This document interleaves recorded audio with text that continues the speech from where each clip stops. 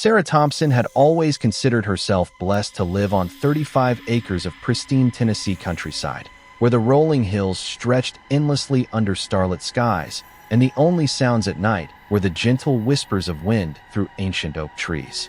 For 18 years, she had walked these familiar paths in complete comfort. Her faithful companion Duke, a massive German shepherd with intelligent amber eyes, always by her side as they explored every inch of their secluded paradise. The property wasn't entirely isolated. Neighboring farms dotted the landscape like scattered puzzle pieces, their warm lights twinkling in windows across distant fields, creating a sense of community even in the rural expanse. Sarah had never felt fear here, not once, not until that bone-chilling October evening when everything she thought she knew about her sanctuary would be shattered forever. Duke had been unusually restless that night, pacing near the back door with an anxious energy that made Sarah's skin prickle with unease, his ears constantly swiveling toward the tree line as if tracking something she couldn't hear. "Come on, boy," she had whispered, grabbing her heavy-duty flashlight from the kitchen counter, the cold metal feeling reassuring in her trembling palm as they stepped into the crisp autumn air.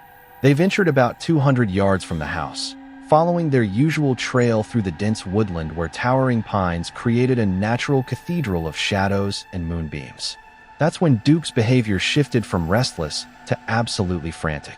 The dog's powerful frame went rigid as steel, his hackles rising like daggers along his spine while a deep, primal growl rumbled from his chest, a sound Sarah had never heard him make in all their years together.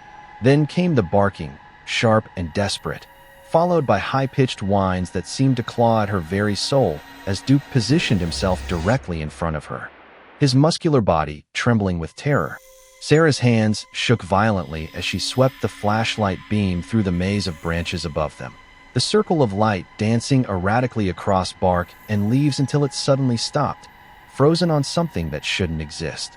20 feet up in the gnarled branches of an ancient oak, two glowing orbs reflected her light back at her with an intelligence that made her blood turn to ice water in her veins. As her eyes adjusted and focused, the full horror of what she was seeing crashed over her like a tidal wave of pure, unadulterated terror. The creature stood upright on the thick branch with perfect balance, its impossible height, easily 8 feet tall, silhouetted against the star-drunk sky like something torn from humanity's darkest nightmares. Its body was covered in coarse, mottled gray fur that seemed to absorb the flashlight beam, except for a distinctive patch of stark white across its broad chest that gleamed like bone in the darkness. But it was the face that would haunt Sarah's dreams for months to come, a grotesque fusion of canine and human features that shouldn't exist in any sane universe. The thing's elongated snout pulled back in what could only be described as a smile, revealing rows of yellowed teeth that caught the light like polished ivory tombstones. Its eyes held an ancient malevolence, a knowing intelligence that seemed to peer directly into her soul and find it lacking, while that horrifying grin never wavered, never faltered, as if it was genuinely amused by her terror. For what felt like an eternity, but was probably only seconds, woman and beast regarded each other across the impossible distance, predator and prey locked in a moment that would change everything. Sarah's paralysis finally shattered like glass as pure survival instinct kicked in, sending her stumbling and crashing through the underbrush toward the safety of her home, Duke's heavy breathing and panicked whines providing the soundtrack to their desperate flight. She burst through the back door with such force that the frame shook, gasping and sobbing as she tried to explain to her husband Michael what she had witnessed in those cursed woods. "You're imagining things, honey," Michael had said with that patronizing tone she knew so well, his rational mind refusing to accept the impossible truth that something ancient and evil had taken up residence in their personal Eden. When he ventured out with his own flashlight minutes later, armed with skepticism and masculine bravado, he found nothing but empty branches swaying in the evening breeze. But Sarah knew what she had seen, and in the weeks that followed, other disturbing details began to surface like corpses rising from a dark lake. The strange amber lights she had been photographing around their property for months, which she had initially dismissed as beautiful phenomena, now took on a sinister significance in her mind. Those thousands of mysterious orbs captured in her pictures seemed less like benevolent spirits and more like sentinels, watchers keeping track of human activity for something far more malevolent. The feeling of being observed became constant now, a crawling sensation between her shoulder blades that followed her even inside the house, making her question every shadow and every creak of settling wood.